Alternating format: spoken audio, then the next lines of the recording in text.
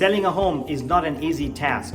It takes a lot of planning and preparation. Just the thought of moving and selling is stressful enough. Will you find a house that you want? If you're married, will the kids love the new spot? If you're relocating, will your family and friends be happy with it? Will you miss them? So these are stressful as it is, let alone preparing your house for sale. I'm going to talk about what not to fix and save yourself some time, hassle, and stress by doing these things. So let's get right to it. So the first tip I can give you when it comes to selling your home is don't remodel your kitchen for the sake of remodeling your kitchen. Now, if you're thinking about moving 2-3 years down the road and you feel like you want to enjoy the house and you want to remodel the kitchen, absolutely go ahead. Spend $20,000, $30,000, $40,000. That's how much it costs these days to really remodel a kitchen. Then go ahead and do it, enjoy it, and then sell it. But if you're thinking about selling and you feel like if you spend $10,000, $20,000, $30,000 to fix up the kitchen because it'll look nice and it will improve your appeal of the house, then don't do it, because just remodeling your kitchen and not remodeling the other sides of the house is not helpful at all. You will not get your money back. So what you may want to do is just fix some things. If the sink is really bad, just replace it to the level of the other things in the kitchen. But just by remodeling your kitchen to get more money is a loser's game. You may just get back 50 to 70% if you remodel the kitchen and if your whole house matches your kitchen, because the last thing you want is you have a really remodeled kitchen but you have old carpet, old flooring, old bathrooms, old lighting. It doesn't match. So the last thing you want to do is remodel a kitchen, because it's one of the most expensive remodel things to do. Plus, you may want to remodel it, or you may remodel it and spend this much money, and the buyers may come in and say, I love your house, love the location, love the bathrooms, but I don't like the colors of the cabinets, or that you did not use stainless steel. I want black stainless steel, or I wanted this and that. So it's a big gamble to remodel a kitchen. The second tip is you may not want to remodel all your bathrooms. You may have 1, 2, or 3 bathrooms. And again, remodeling or updating your bathrooms can be very expensive. You have painting, you have tiles, you have faucets, you have sinks, you have lights, you have showers. A lot of things add up to 5, 10, 20,000 just like that. So again, the whole picture is if you want to fix it to enjoy it and you are 1 or 2 or 3 or 4 years away and planning on selling but want to stay, absolutely go ahead and do it. But again, don't fix and remodel your bathroom just to get more money, because you don't know if you're going to get more money. The other thing is, what else are you remodeling in the home? When a buyer looks at the home, they may look at your bathroom that are totally remodeled and love it, but you may not have remodeled your kitchen or your carpeting again. So it's a whole risk that you take. The other thing you don't want to do is don't fix parts of your bathroom, and I'll talk about it later on in another tip. Again, the one thing to remember when you are remodeling or fixing or updating is that, are you going to get your money back? What is your return on investment? On average, when you remodel or upgrade things, it depends what it is, whether it's a bathrooms or kitchen or flooring or windows, the average rate of return is 50 to 70%. That means if you spend $100 remodeling, you may get $50 back when you sell. You may get $70 back on average, and depending on the area, but you will never get your 100% back. And by the way, that's not counting your time and stress that you go through. I'm just talking about the money part. So in a sense, you don't get your money back as much as you should, especially in this market. When there's more homes coming on the market, buyers are very fussy, rates are up, so they want a lot of things for the house, and they're not going to pay you a lot of things for the house. They're going to bargain with you. So be careful what you remodel. By the way, I'm Mike Patel. I give these tips and videos every week, sometimes 2 or 3 videos a week. So if you like what you're hearing, please share and comment. But most of all, if you like what you're hearing and would like to hear more about the housing talk, please subscribe to my channel and hit the bell button, so every time I do a new video, you'll be notified with these great videos. Again, thanks for watching. The third tip, and that's a very important question about replacing your roof.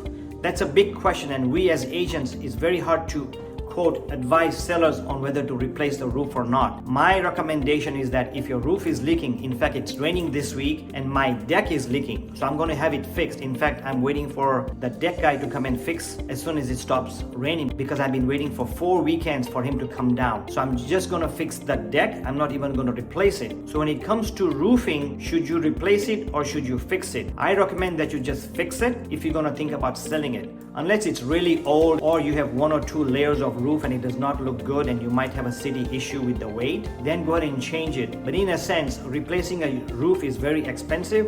In California, they start at $10,000 for shingle roof. Tile roof can cost you $20,000 to $25,000. Metal roof goes up to $40,000 to replace it. So you may not want to replace it, because what if you put a metal roof and a black roof and the buyer loves your home and the design and the location, but does not like the color of your roof? So again, going back to the basic, only replace that you want to, and you may want to give credit for the other things that you're not fixing, because your rate of return is not going to be 100%. Imagine spending $40,000 because you want to sell the house, not that you want to enjoy the house with a new roof, and then you only get $20,000 back in return.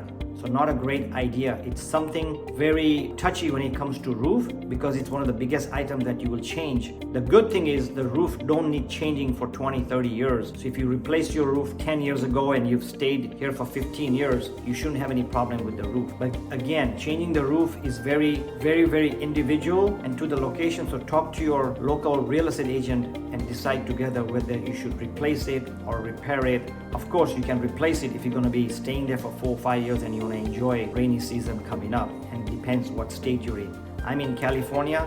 It doesn't rain a lot. We've had 4 years of drought, and this year, January 2023, for the last 10 days, it's been raining a lot, and there's going to be a lot of roof leaks, and the roofers are going to be busy, and I'm sure some of them are going to change the roof so they can enjoy the roofs, and maybe they're thinking about selling, so they're thinking ahead, hey, I'm going to sell my house in 4 or 5 years, maybe it's time for me to change the roof. So the rainy season may wake you up a little bit. And before I give you the next tip, I wanted to suggest that I have a video link over here. It gives you the tips on selling your home. So please watch it. We will also put the link in the description. And also I will give you 5 quick tips on what to do when selling your home at the end of this video. So please be sure to get those tips. It'll be like a quick 5 tips that I'll give you. The next tip is, how much should you do on landscaping? Now landscaping, you have front and the back. This is also very tricky because you don't want to overdo your landscaping just to sell your home. In California right now, we have a lot of drought days. So a lot of the cities recommend that you take out your grasses or cut back on your watering so our lawns are dry. They recommend that we put succulents or artificial turf, and we get rebates and things. So depending on what city you're in and what you want to do, don't spend a lot of money in landscaping. I've talked to a lot of homeowners and sold a lot of homes, and a lot of the sellers go out of their way to really spruce up landscaping. And of course, landscaping is very important, because the first thing a buyer sees, what we call the curb appeal, is when they park the car, they're going to look at your landscaping in the front. When they go in the backyard, they're going to see the backyard. So the better backyard you have, the better landscaping you have, the better chances of you selling. But I would not recommend you spend $5, $10, $15, $20,000 just to make it look good to sell. Again, going back to the basics, do it to enjoy, and then do it knowing in your mind that you're going to sell in 1 year, 2 years, 3 years. So be careful how you spend your money in landscaping. I have seen sellers spend hundreds of thousands of dollars on the pool and the waterfalls and concrete and California rooms and gas barbecue pits out there. It can get expensive. So be careful how you spend. The other thing you don't want to do is, when you do landscaping to sell, maybe you haven't done it in 10, 15 years and you ignored it, and now you're going to sell next year, so you need to do the landscaping. Look at your neighborhood and keeping in frame or on the standard of your neighborhood. Don't go way overboard on doing the landscaping. At the same time, don't go very cheap on landscaping, because your landscape or your yard will not look as appealing, as attractive, because as they come in and driving in and walking, they're going to walk your block or look at the other homes. So they're going to compare your yard with your other yards. So you want to be in what I call standard of your landscaping. You don't want to be way over the landscape, way overboard on spending, and you don't want to be way underneath on the standard that you do the landscaping. So that's a tricky one, but landscaping is very important. It's the first thing they see in the house. What we call curb appeal is very important. The other thing that you should not do when you are thinking about selling a home is don't do patchy repairs or patchy upgrades. I'll give you an example. About 10 years ago, I went to my friend's house and he said, oh, come, let me show you my bathroom. I got a nice remodel. But what he did was he found a sale on a really nice, expensive sink and faucets and the lights to match with it. And he changed the sink, the vanity stand, and the lights and the faucet. and it must have cost him $3,000, and he got it on sale and he changed it and it looked really good. But when I saw it, when I went in the bathroom, I was shocked to see that, because that sink and the vanity and the light above it and the faucets looked really, really nice.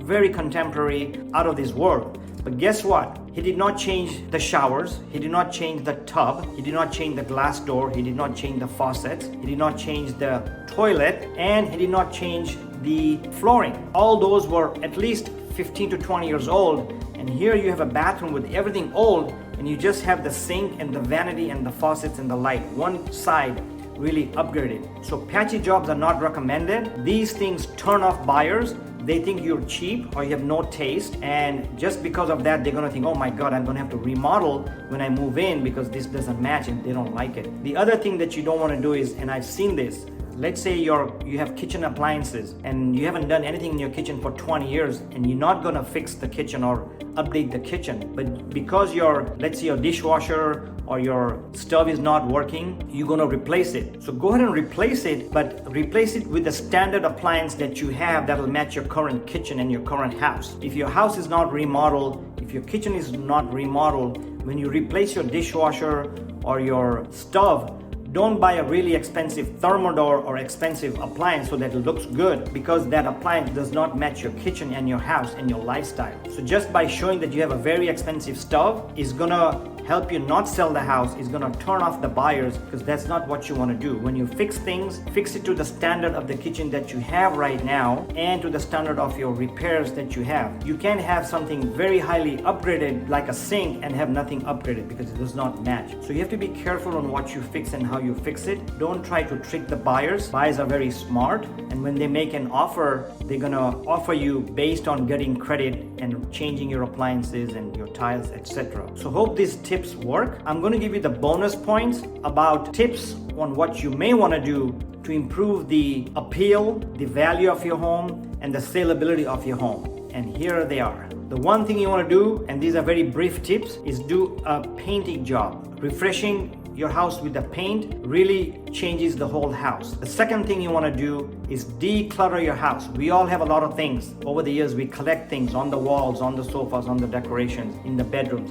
Declutter, declutter, declutter. The other thing you want to do is depersonalize. Please don't keep pictures of your family and your pets and all kinds of religious pictures or pictures of your things where you went on a vacation. It's good to have them as memories, but when you're selling them, they don't want to see those things. Buyers want to think about what they want to put on the wall. So depersonalize your family pictures and family vacation pictures things, and the less things you have on the wall and in the bedrooms, the better it is. The other great tip when it comes to selling is change your curb appeal. Fix up your landscaping, trim your plants, plant new plants, trim the landscaping, add maybe solar lights. Little things will really help as far as curb appeal goes, and this is very important. And the last thing is, just before you're ready to sell, clean up your house, refresh your house. If the bulbs are missing, replace the bulbs. Fix little things. If the handles are missing, replace those handles. If the curtains are dirty, wash them up. Little things like that goes a long way. And as soon as you're ready to sell, please take great pictures with great staging, great videography, because a lot of buyers, 90% of the buyers, according to the National Association of Realtors, look at homes online. So the better your pictures are, the better the staging is, the better the videos are, the more chance they have of coming in your house. Hope this helps. Looking forward for you to visiting my new videos next week.